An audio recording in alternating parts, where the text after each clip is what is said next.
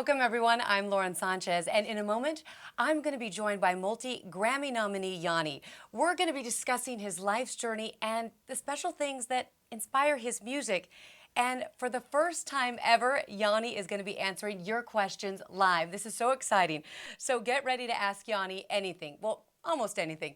Just submit your questions online at yanni.com, and we'll select a few for Yanni to answer live during our broadcast. But let's get to it. He is a self-taught, award-winning composer and keyboardist who has sold over 20 million albums, but I mean, who's counting, Yanni? Please, everyone, welcome Yanni, and thank you so much for joining me and your millions of fans. And I just want to start there. Why did you feel this live webcast was so important to do? Well, I've never done anything like this, and I love, from the live concerts, I love to have contact with the fans. This is a great way, a different way. I've never done it. I'm looking forward. Hi, everybody. Hi, everyone. I start hearing questions live from all over the world. It's like, it touches my heart. And that says a lot, I think, about you as just an artist, that you really want to connect with your fans, not just sell albums. You put your finger exactly in the right spot. Yeah, I never wrote an album in order to sell it. I only wrote music, and then it became an album. And I don't follow trends.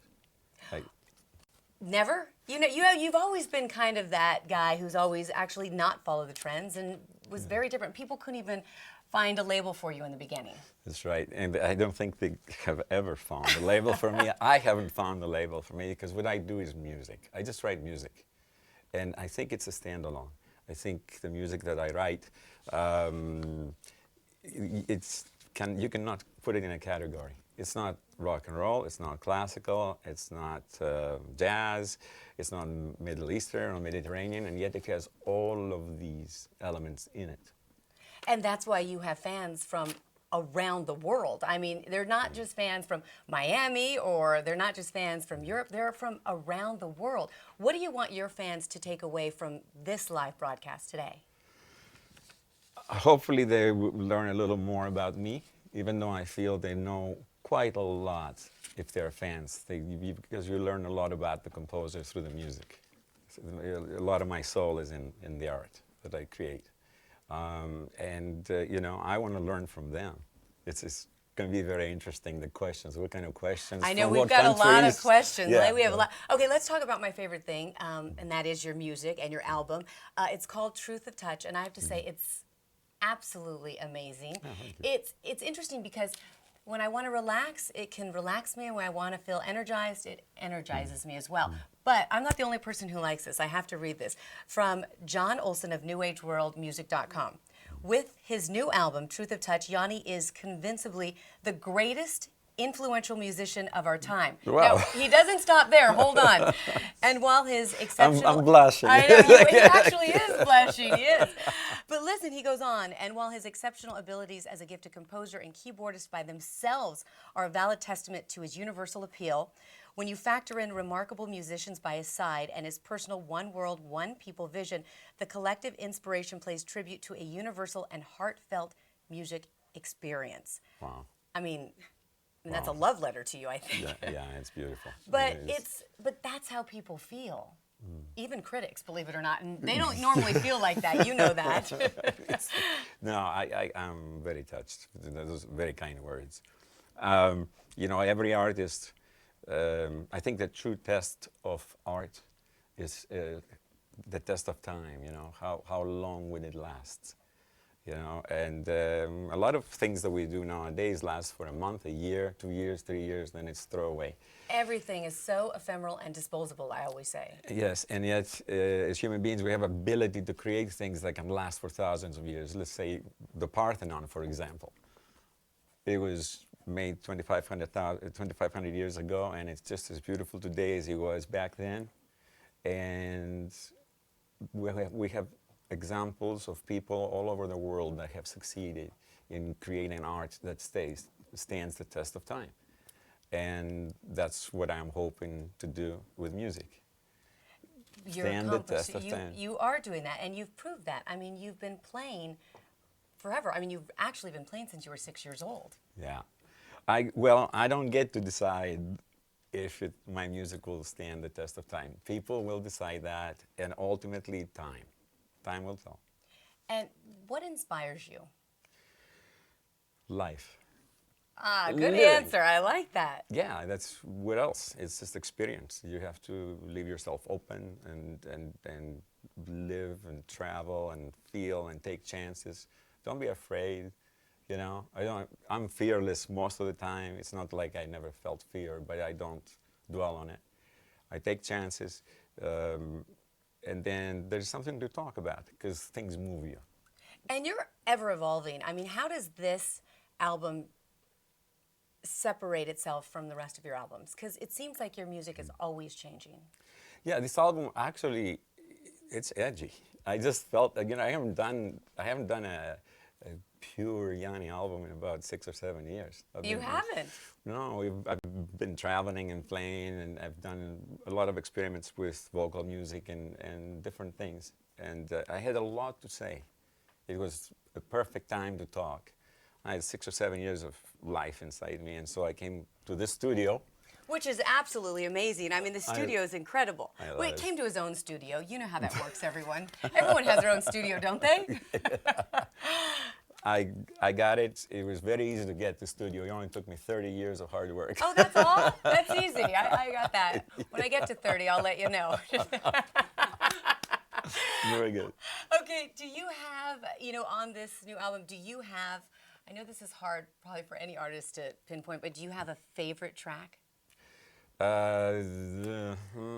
Not really.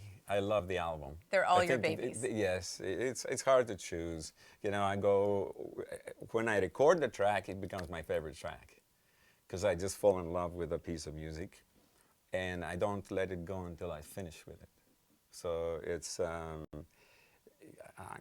all I can tell you is I love this album, Truth of Touch. It just came out naturally. I wasn't even trying to make an album, and I had so much fun with it, and I just more defined rhythms than normal, and a little less.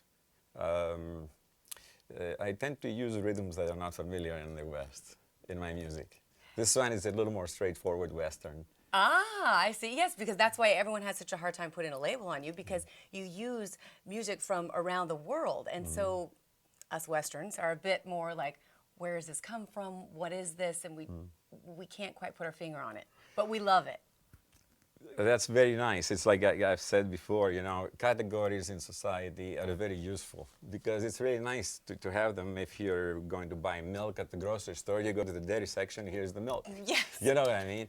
But when you try to apply categories to music or to any art form, that's where I got a problem. Right. Well, they tried to put you in the category of New Age. That was when you first came out. It was this New Age music, a New Age phenomenon, and then it's evolved since then. Oh yeah, yes. I started as an electronic musician. When I started, the New Age didn't exist.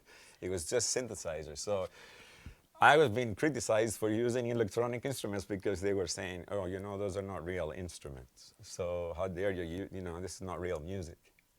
And then, then the New Age stuff started. And then now, you know, they don't know what they're talking about. It doesn't really matter. See, critics, I told you. But the one thing is people may not know is that you were actually in a rock band when you were younger. I loved that. See? Look at you see that smile? I loved that. I learned a lot from that. I started after I graduated from college. Actually, the last couple of years, probably when I was 20, I started getting into rock and roll bands, and I stayed for about 13 years. Learned about producing, recording in the studio, making recordings a lot out of tune. You out of tune, but you have perfect pitch. I don't understand. How can anything be out of tune? Because guitar players don't tune very well. It ain't even, but it was a lot of fun, and it taught me how to be performing live, how to get on stage, how to do a show, a concert, how to keep the audience's attention, how to hit them, how to let them up, how hard, you know, the whole thing. It's like how you serve it. So do you read people as you're doing a concert? Like, can you tell what your audience is like the second you hit the stage? That's a great question. Absolutely. You can. I feel them. I feel there's no way you're going to walk onto a stage and have 10,000, 20,000 people focus their attention on you, and you don't feel what they're feeling. And you don't get nervous? Yes. That's good to know. It's good to know you're human. Okay, good. What does it feel like a little bit on stage? Go back to the nervousness. It's just on the way up to the stage is when it really hits you and you get the jolt of adrenaline. It's more excitement. It's not fear, it's an excitement. Oh, I bet. But the pleasure that you get out of touching an audience and an audience touching you back, and then you get that vortex that keeps elevating itself. You give them, they give you. You give them more, they give you more. It keeps going, escalating. You reach certain levels of almost ecstasy, which is next to impossible to describe to somebody. You have to feel it. It's just it's like a really incredible high. Okay, well, maybe that's why you just got done touring. And now, what, you took a 2-minute break, I think, right? Yeah. I think it was about 2 minutes, might have been less. And then you're going back on tour. You leave on Sunday. Yeah, Sunday. I'm looking forward to it. We're starting the United States tour, the North American tour. Okay, where are you starting? Where's your tour starting? We're in the Midwest. In the Midwest. You can go to yanni.com to find out. Well, I'm so excited because I'm definitely going to be there. And you just, I think, have this energy that you love touring and you love bringing the music to your fans. Yeah, this is, I don't know, touring is very demanding. It's got to be grueling, right? It is grueling. It's extremely demanding. And it's kind of almost like you're in a military thing. You're going from place to place to place to place, and you only have so much time. And you have to exercise, you have to eat right stuff, you have to go to bed. You know, it's not like if people thinking you go out every night drinking, having a good time, you're going to last about a week and then you're done. You're toast. Okay, so I have to ask you, what is your diet on tour? I know that sounds like menial, but people want to know, like, how do you stay in such great shape and you tour? People want to know? They do. I want to know. You guys want to know? Do you have a special diet when you're on tour? No, not really. I Just eat well? I eat well and just watch what I eat. I listen to my body. I was an athlete when I was a kid, so... Swimmer. You were a world-class swimmer. So did you play any other sports? Not well. I like the honesty.